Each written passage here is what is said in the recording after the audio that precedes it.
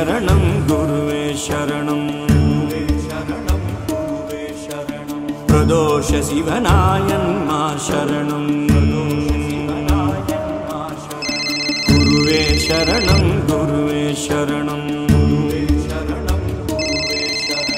प्रदोष शिवनायन्मा शरणं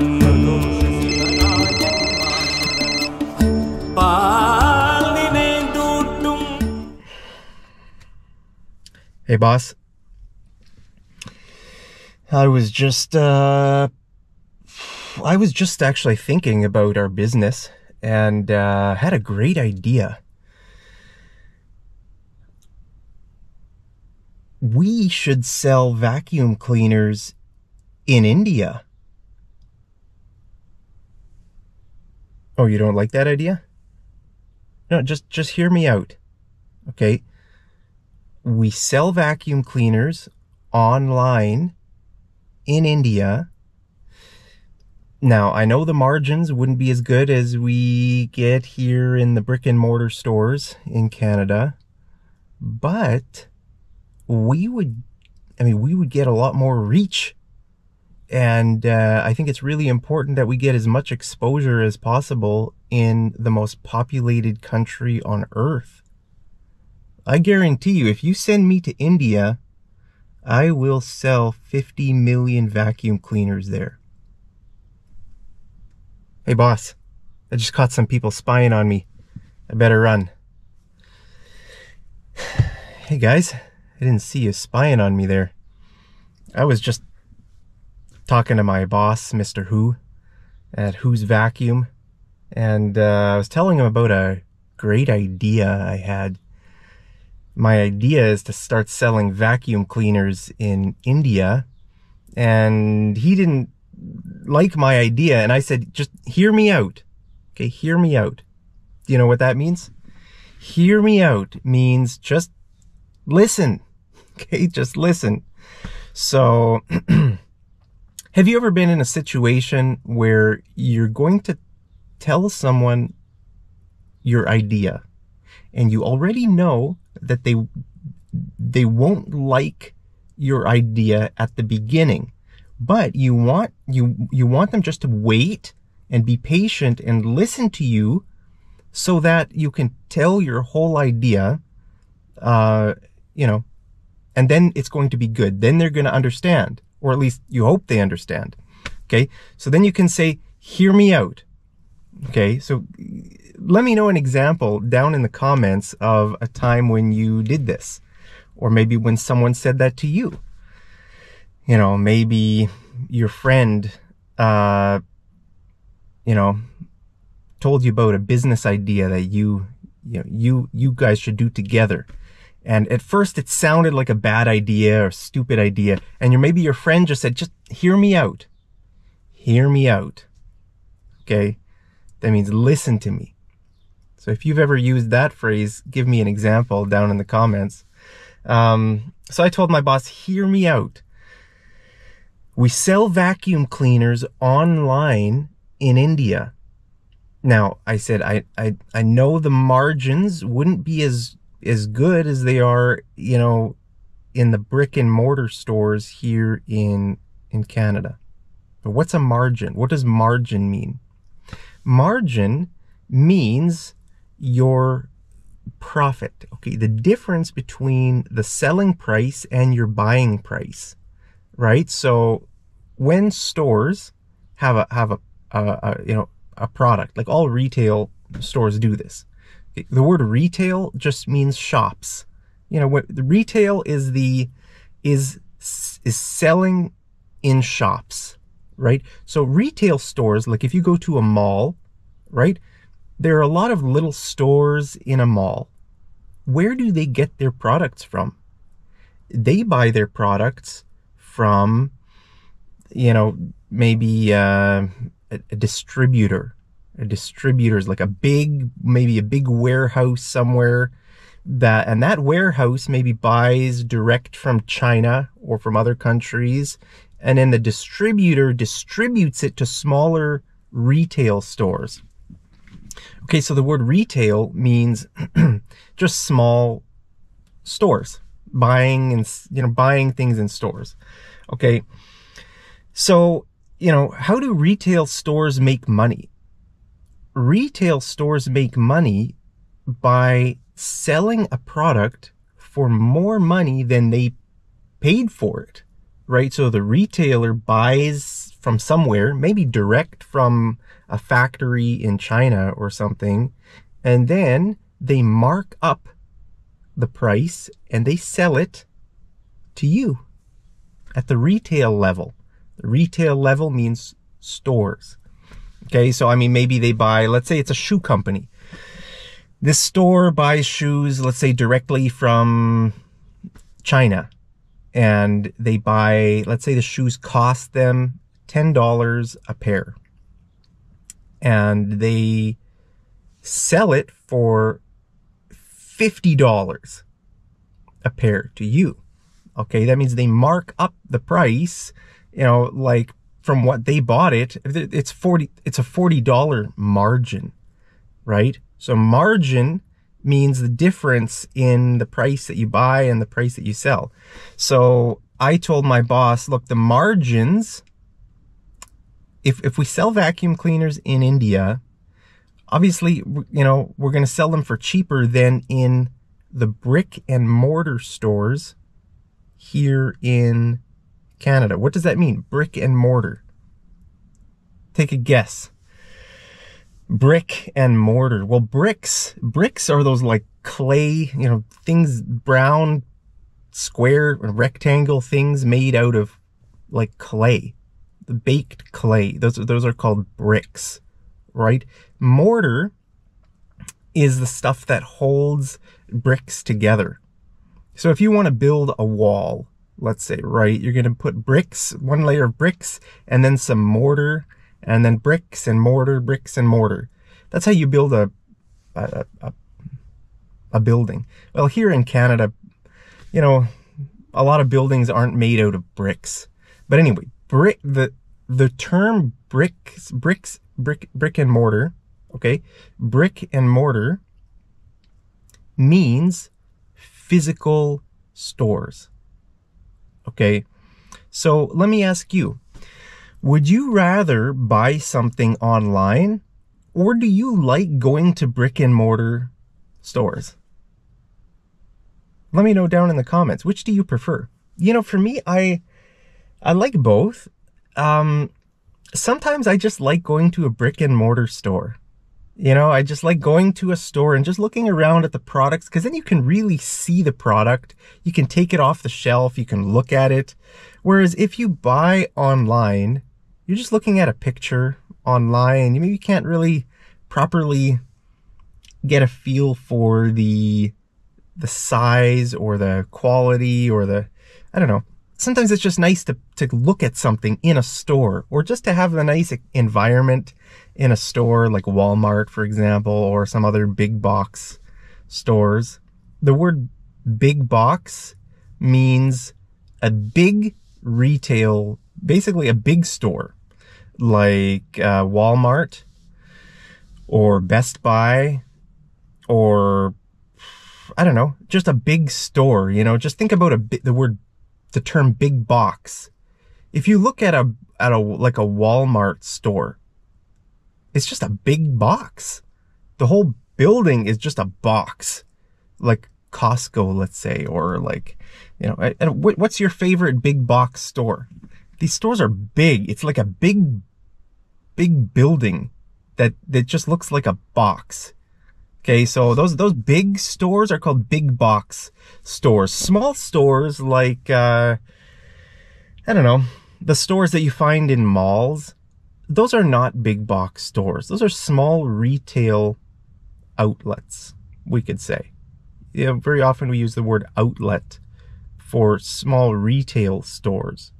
Okay, so what's your favorite kind of shopping to do? What do you like, shopping online, or do you like going to brick and mortar stores? Okay, so the term brick and mortar just means physical places. So, usually, like, let's say you buy furniture. Okay, you want to buy some furniture at a brick and mortar location? Well, you know, probably the margins are going to be higher. You know, they're going to mark up the price of the product higher than if you buy online. You know, like that's why like companies that are brick and mortar businesses, they kind of hate online shopping, because online shopping can be cheaper, right? Because you can just either buy it directly from the factory, or you can buy it from some big like warehouse somewhere, some big distributor, right? So, I mean, those, you know, very often those companies that sell products online, they can undercut the competitors. To undercut your competitors means you offer a lower price. Okay? So let's say everybody is selling, I don't know, vacuum cleaners for $100, and you sell your vacuum cleaners for like $50. Then you are undercutting, you're undercutting your competitors. Competitors means the other companies in your industry that you are competing against. Okay? So companies, I mean, they usually try to undercut their competitors because they know people are smart. You know, they shop around. Do you shop around? You know, shop around means you look at the price at different companies. So let's say you want to buy a vacuum cleaner. You might look at Walmart, and you might look at some other place and in another place, and you're looking to see which company offers the cheapest price for this product. That's called shopping around. Shopping around, okay? So companies know that people shop around. So sometimes they give price match guarantees. Price match guarantee means you tell your customers, if you find this product cheaper at a different store, we will match the price. And some companies even say, well, we'll beat the price. We'll beat it by 5% or something like that. Right? So that means if you're shopping at Walmart, let's say maybe, and then you find the vacuum cleaner cheaper at a different store, you can show them, maybe on your phone, or bring in a flyer or something, and say, look, your competitor is offering it for cheaper. And then they'll say, they might say, okay, well, we'll match that price, or we'll beat that price by, 5% or something like that. That's called price matching, okay? So, where was I? Lost my train of thought. We're kind of talking about different stuff, brick and mortar stores. Where was I going with that? Lost my train of thought, guys. So, but anyway, I was telling Mr. Who, my boss, that if we sell in brick and mortar stores, our margin is pretty high. If we sell online in India, we won't have as much of a margin, but we can maybe undercut the competitors, because our expenses won't be very high, right? The problem with selling in a brick and mortar store is like the store has to pay for electricity, has to pay for rent for that store. Maybe they have to rent that commercial real estate, right? Commercial means selling. Okay, so in Canada, real estate, which means land is usually divided into 3 categories. There's residential real estate, which means houses where people live, and there's commercial, which is, stores, malls, small malls called like strip malls, that type of thing. And then there's industrial. The third one is industrial. That means like factories or like, warehouses or that type of thing. Okay, so the city planners, you know, they plan out. Okay, they say, okay, we're going to put a park here, we're going to put some residential here, and then some commercial here, and then some maybe industrial over here.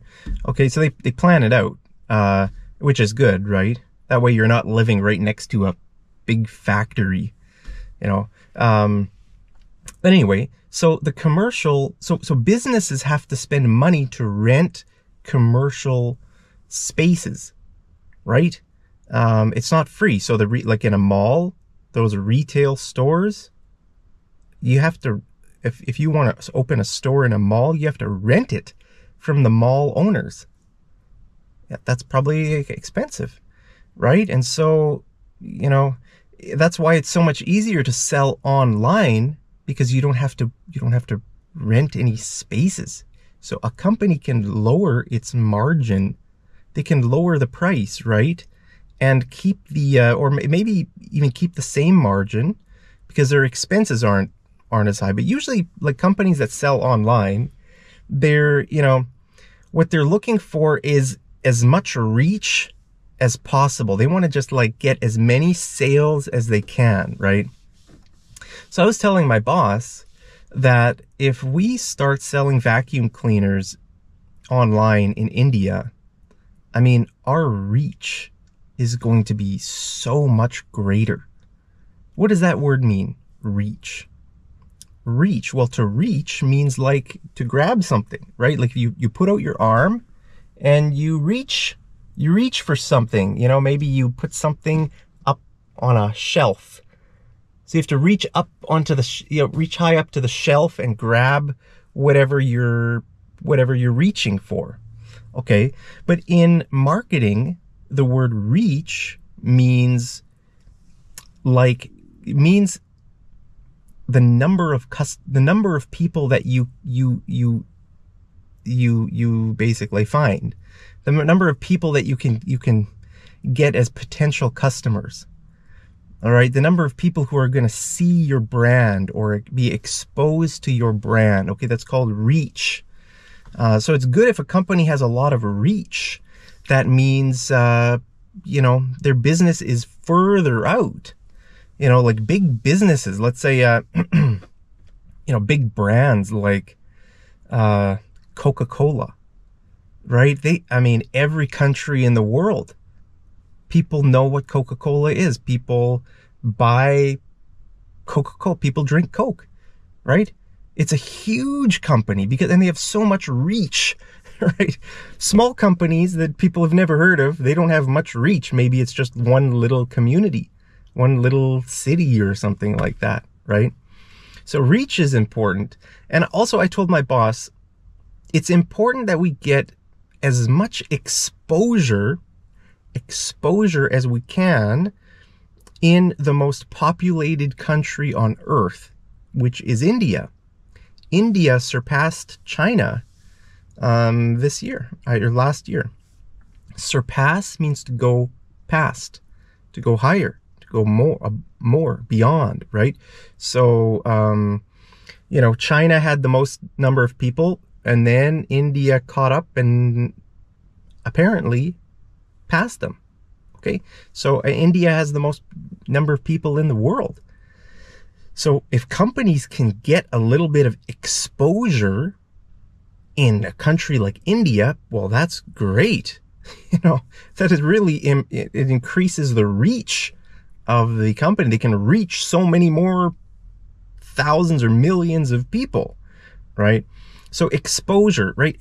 A business, I mean, what they need to do to sell a product is first, people need to know about the product, right? Imagine if you have the best product in the world, but nobody knows about it. That means nobody's going to buy it, right? So first, people need to know it exists, right? So that's called exposure. Exposure. So I was telling my boss that, I mean, if we just do a little bit of marketing in India, it's going to, you know, increase our exposure and our reach. And, you know, we'll just be able to sell a lot more, and our margins can be lower. You know, we don't need to make as much. as many margins, because we can, you know, we can just sell to so many more people, right? I mean, even imagine if a company makes, you know, if they have a $50 margin on a vacuum cleaner. Let's say we buy our vacuum cleaners for $150 and we sell them for $200. So it's a $50 margin. But imagine if we sell to 1 million people. Well, that's $50 million of, like, you know, of profit, right? $50 million. That's pretty good, right? So if you have a huge, like a huge reach, if you have a huge customer base means, like, you know, people who buy your product. That's your customer base. So if you have a huge customer base, you don't need to charge a lot of money for your products because you're selling so many, right? That you're making a lot of money. So that's why I told my boss, you know, the margins wouldn't be as high because maybe people in India don't have as much money to spend on a vacuum cleaner as they do here in Canada. So we can lower our price and hopefully sell a lot more. So anyway, so those are some marketing terms, guys. Let me know, do you prefer shopping in a brick-and-mortar store, or do you prefer shopping online? I think there are advantages and disadvantages to both. I like both, but let me know what you think. So guys, there it is. Hope you learned some new words. Hope you found that helpful. As always, I love you guys so much. Let me know, how are you doing? Let me know in the comments how you're doing today. Hope you're doing great. Hope you're staying safe, healthy, and happy. As always, I love you so much, and I'll see you over in the next episode of Mad English TV. Take care.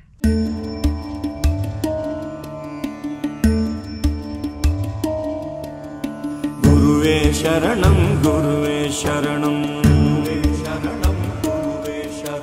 Pradosha Sivanayan Ma Sharanam, Guruve Sharanam, Guruve Sharanam.